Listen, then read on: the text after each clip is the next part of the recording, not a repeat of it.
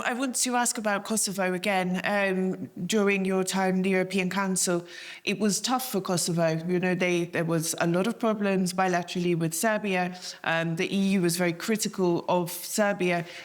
From here, Albania, Kosovo in the region, the perception was very much that Serbia is doing X, Y, Z, and they get sort of a slap on the hand. Kosovo is trying to defend itself and has been told, you need to do what Serbia says, you need to do what we say, don't do this, you have to check with us, it will affect your accession. There was very much, I think there still is very much a feeling that the EU has not been completely fair to Kosovo.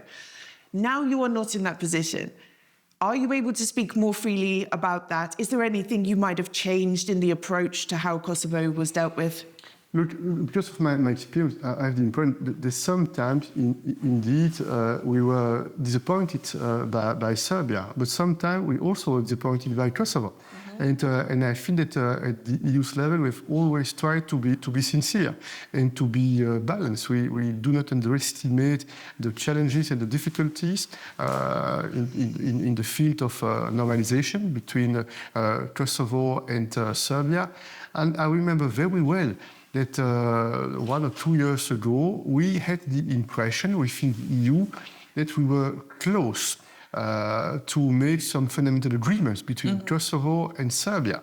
And finally, it derailed. And finally, we didn't manage to have those agreements between Kosovo and Serbia. But what you are mentioning is, in my opinion, one additional reason to change the approach and to have a more ambitious approach.